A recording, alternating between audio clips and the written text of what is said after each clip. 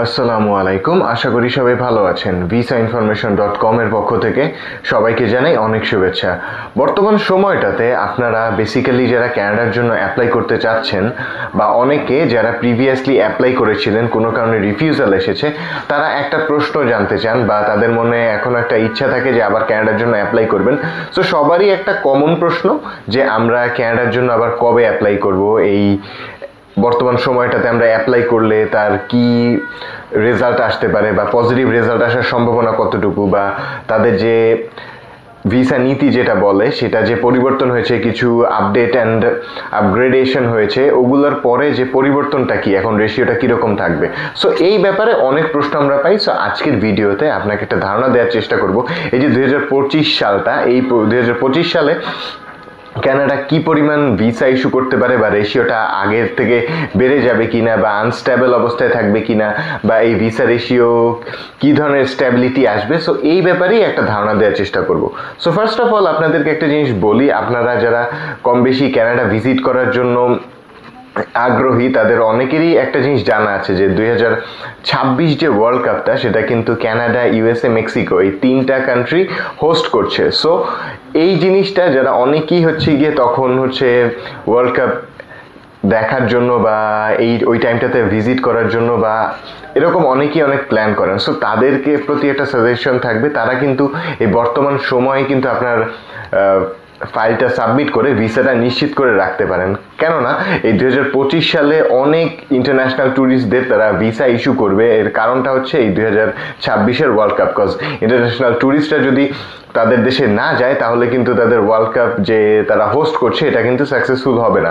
So এই ব্যাপারটা আপনি কিন্তু এই সুযোগটাই নিতে হবে আপনাকে, এই জন্য একটু প্রিপেয়ার হয়ে কানাডার জন্য আপনার ফাইলটা সাবমিট করতে হবে। কজ এই 2025 সালের মধ্যেই, এবং তাদের সেই যে ভিসা রেশিও যে বেশি আগের থেকে বেড়ে গিয়েছে, এই জিনিসটা কিন্তু অলরেডি স্টার্টেড। কারণ আমরা রিসেন্টলি যে ভিসা অ্যাপ্রুভালগুলো পাচ্ছি, রিসেন্টলি এই ধরেন একদম রিসেন্ট যদি ভিসা অ্যাপ্রুভালের কথা বলা হয়, যে থার্সডেতে আমরা ভিসা অ্যাপ্রুভালটা পেয়েছি। সো এমন নয়, সেই ফাইলগুলো কিন্তু অনেকগুলো ফ্রেশ পাসপোর্টে হচ্ছে, অনেকগুলো হচ্ছে পূর্বে রিফিউজাল ছিল, এরকম একটা ফাইলে হচ্ছে ভিসা হচ্ছে।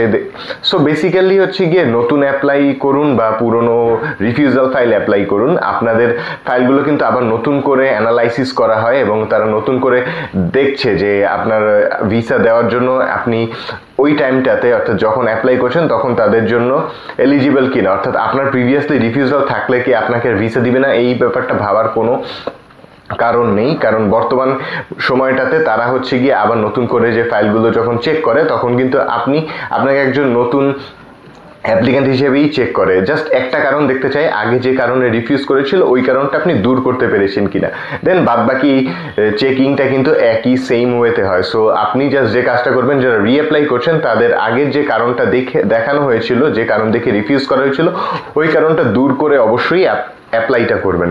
সো এই হচ্ছে বেসিক্যাল সার্বিক অবস্থাটা। বর্তমান সময়ে কানাডার রেশিওটা আগের থেকে বাড়া শুরু করেছে, বাট একটা জিনিস আপনাকে অবশ্যই মাথায় রাখতে হবে, 2023 সালে যেমন অনেক এলোমেলো ফাইলেও হচ্ছে ভিসা হয়েছিল, ওই জিনিসটা কিন্তু আর হবে না। সো আপনারা যদি ওই ধরনের কোনো আশা করে থাকেন, ওই জিনিসটা কিন্তু আর কোনো পুনরাবৃত্তি হচ্ছে না। কারণ কানাডা এখন হচ্ছে একটু তাদের যে রিকোয়ারমেন্ট, ওই রিকোয়ারমেন্ট যারা ফুলফিল করে ফাইলটা সাবমিট করে তাদের ভিসা দিচ্ছে। এখানে আপনি চাইলে ইনভাইটেশন দিয়ে অ্যাপ্লাই করলে আপনার চান্সেসটা অনেক বেশি থাকবে।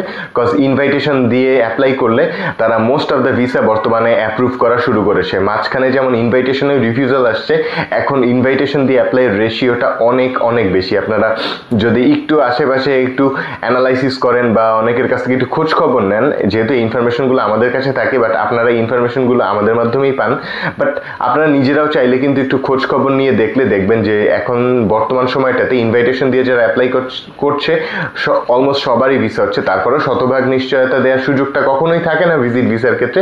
বাট আপনার প্রতি আমার সাজেশন থাকবে, আপনারা যদি বর্তমানে কানাডার জন্য অ্যাপ্লাই করতে চান এবং যেহেতু বর্তমানে রেশিওটা অনেক ভালো আছে, আপনারা চাইলে একটা অথেন্টিক ইনভাইটেশন লেটার দিয়ে আপনার ফাইলটা সাবমিট করুন, তাহলে হচ্ছে আপনার ভিসা হওয়ার সম্ভাবনাটা অনেক বেশি থাকবে এই 2025 সালে। সো বর্তমানে যেহেতু 25-এর শুরুতে রেশিওটা অনেক ভালো আছে, বলা যায় না যে রেশিওটা আরও হয়তো বাড়বে, বাট এই রেশিওটা অলরেডি বেড়ে গিয়েছে। সো আপনাদের উচিত হবে এই সময়টাতেই অ্যাপ্লাই করে আপনার কানাডার ভিসার যে আপনার প্ল্যান আছে সেই প্ল্যানের অ্যাকর্ডিংয়ে ফাইলটা সাবমিট করা। সো আপনি যদি বর্তমান সময়ে সঠিক ওয়েতে আপনার ফাইলটা সাবমিট করেন তাহলে আপনার ভিসা হয়ে যাওয়ার পসিবিলিটি অনেক বেশি।